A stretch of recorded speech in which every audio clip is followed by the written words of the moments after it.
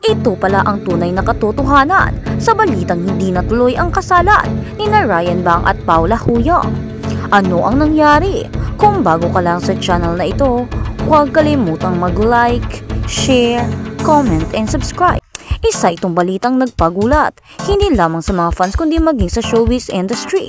Si Ryan Bang ang kilalang komedyante at TV host ng Showtime na kilala natin sa bilang nakakaaliw na personalidad, pati na rin sa kanyang bukas na mga palad at mga salita, ang kanyang mga speaking accent, ang siyang nagpapatawa sa mga fans. Ngayon naman ay napapalitang hindi okay dahil nga sa hiwalayan nila ng kanyang girlfriend or tawagin nating fiancé dahil ikakasal na sana sila, hindi lang matutuloy. Ano nga ba ang dahilan? Sa loob ng ilang taon marami ang sumusubaybay sa kanilang love story na puno ng kilig, suporta at tila perpektong pag-ibig dahil makikita mo talagang match made in heaven sila. Iyon nga sa kasabihan, diba?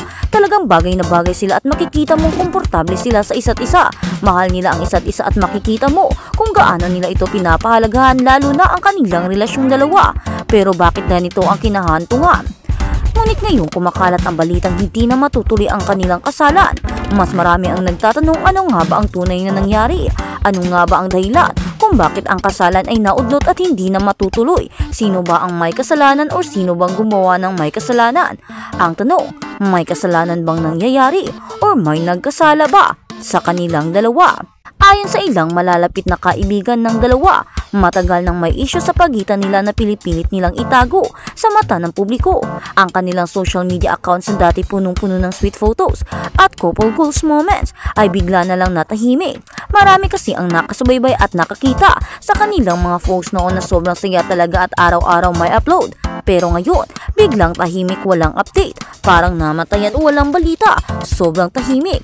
Hindi madaling desisyon ang hindi matuloy ang kasal ayon sa isang source na malapit kay Paula. Pero mas pinili nilang maging tapat sa isa't isa kaysa ituloy ang isang bagay na hindi pa sila handang dalawa. Samantala ayon naman sa ibang insiders, maaaring nakaapekto ang mga cultural at family expectations bilang isang personalidad na nakaugat sa parehong Korean at Filipino culture. May kanya-kanyang pananaw at pressure na kinakailangan nilang harapin. Idagdag pa ang sobrang hectic na schedules ni Ryan Bang bilang TV host, komedyante at endorser at unti-unti raw itong nagdulot ng lamat sa kanilang relasyon. Alam naman kasi ni Paula Huyang na sobrang demand ang service ni Ryan Bang, kaya naman sana ay naintindihan niya kung gaano magiging busy ang kanyang mapapangasawa. Ayon ng isang fans, comment naman ng isa, dapat intindihin niya na kapag nag-asawa sila sa kanya din naman mapupunta at sa kanilang pamilya ang pinaghihirapan ni Ryan. Comment naman ng isa, bakit kaya hindi niya maintindihan kung ganito man ang dahilan? Sana hindi na lang niya sinimulan. Gayunpaman, hindi matatawaran ang respeto na ipinakita ng dalawa sa isa't isa sa kabila ng hindi natuloy na kasal. Wala umanong masamang salita na lumabas mula sa kanilang mga bibig. Sa halip pinili nilang manahimik at magbigay ng simpleng pahayag na magtutuloy sila sa kanilang landas ng may respeto at pasasalamat. Para sa kanilang mga tagahanga, ito ay isang masakit na balita. Ilang netizens ang nagkomento, akala ko sila na talaga ang forever. Sana maayos pa. Sayang ang pagmamahalan. Masakit pero kung hindi na sila masaya, dapat lang na maging totoo sila. Ang mas nakakaantig pa ayon sa mga malalapit na kaibigan ay kung paano hinarap ni Ryan ang sitwasyon sa isang closed-door gathering. Nakitang emotional umano si Ryan at inamin na hindi siya perpekto. Ngunit sa huli pinili niya ang kaligayahan ni Paula kaysa pilitin ang isang relasyon na baka humantong lang sa mas malaking sakit. Sa kabilang banda nananatiling pribado si Paula at mas piniling umiwas muna sa publiko. Ngunit malinaw na kahit hindi natuloy ang kasal, nananatili ang respeto at pagkakaibigan sa pagitan nila. Ang tanong ng lahat, may posibilidad ba na magkabalikan sila sa inaharap o ito na ang tuluyang pagtatapos ng isang relasyon na minahal ng publiko? Isang bagay ang sigurado, ang kanilang kwento ay nagpapaalala sa lahat na ang kasal ay hindi biro. Ito ay desisyon ng dalawang taong kailangang sabay na handa emotional, spiritual at practical. Hindi ito isang bagay na basta mo lang papasukan at pwede ka nang maglayas o mag-exit. Hindi. Ang kasalan ay isang lifetime commitment. Dapat ready ka at dapat handa ka. At kung may pagdadalawa ka man sa pagpasok nito, kailangan mong umatras at isipin mo muna bago talaga ituloy ito. At iyon ang ginawa ni na Paula at ni Ryan Bang. si Paula ay makikita mo hindi pa talaga handa habang si Ryan Bang ay handang-handa.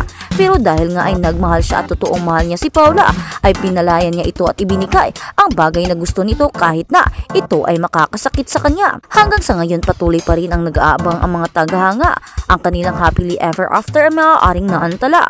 Ngunit sino ang nakakaalam? Baka ito ay isang pansamantalang pahinga lamang at sa tamang panahon ang kanilang mga puso ay muling magtagpo. Meron din namang kasabihan, diba? Kung sila talaga ang para sa isa ay magdadagpo pa rin sila kahit na ilang taon pa ang lumipas. Kung sila talaga ang para sa isa't isa, sila talaga ang engage. At sa kabilang banda, fiancé ni Ryan Bang may panibagong cryptic post, hiwalay na talaga. Patuloy ang mga haka-haka tungkol sa relasyon ni na komedyante at host Ryan Bang at ng kanyang fiancé na si Paula Huyang. Matapos ang mga cryptic na post ni Paula sa social media na nagpukaw ng interes at tanong mula sa publiko, kamakailan nagbahagi si Paula ng isang Instagram story na naglalaman ng video clip ng yumaong NBA legend na si Kobe Bryant.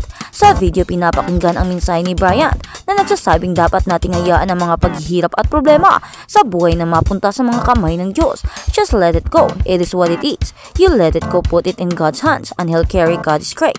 Ang naturang post ay lumabas sa panahon kung kailan nagsimula ng kumalat ang chismis na baka may nangyaring hindi maganda sa relasyon ni na Ryan Bang at Paula Huyang. Marahil ay ang pagkakahiwalay o pagkalma ng engagement. Nadagdag pa sa mga haka-haka ang paglabas ni Paula sa isa pang Instagram story kasamang isang kaibigan kung saan kapansin-pansin na wala ng suot na engagement ring. Kaya naman ang sabi ng iba, silang nga ba ang endgame? Iyon nga sa kasabihan, diba? Kaya naman, isang bagay ang madalas niyang isuot noon bilang fiancé ni Ryan dahil dito, lalo pang tumindi ang palaisipan ng publiko paano at kung ano nga ba ang tunay na estado ng kanilang relasyon.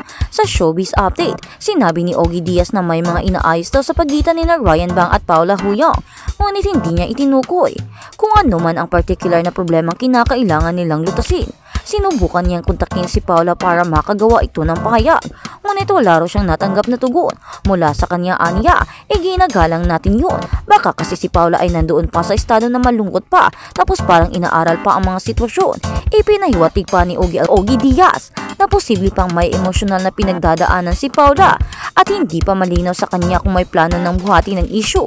Maraming netizens ang nagpatuloy sa pagtatanong sa publiko kung totoo nga bang cancel na sila sa engagement o baka pansamantala lamang ang distansya o paglalaman ng emosyon.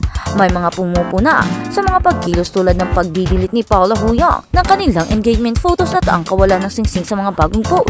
Gayon pa man, may ilan ding nagsasabing maaaring hindi ito hudyat ng hiwalayan, kundi bahagi lang ng pagproproseso ng personal na issue. Sa kabilang banda, mahalagang pansinin na si Ryan ay hindi pa rin nagbigay ng malinaw na opisyal na pahayag ukol sa mga kumakalat na usapin. Patuloy pa rin ang kanyang mga posts at appearance, habang ang mga tagasunod nila Paula ay nag-aabang ng sagot mula sa magkasintahan. Mula sa public perspective, ang buong pangyayari ay nagpapaalala na sa mundo ng social media anumang simpleng aksyon, pag-alis or kung ano-ano pa ay talagang bibigyan ng malaking meeting ng mga fans. Kaya naman, marami ngayon ang nagsasabi kung hindi pa handa si Paula Huyang, ano ang ibig sabihin nito? Ang pag-cancel ba ng kanilang engagement ay magiging tuluyan na bang paghiwalay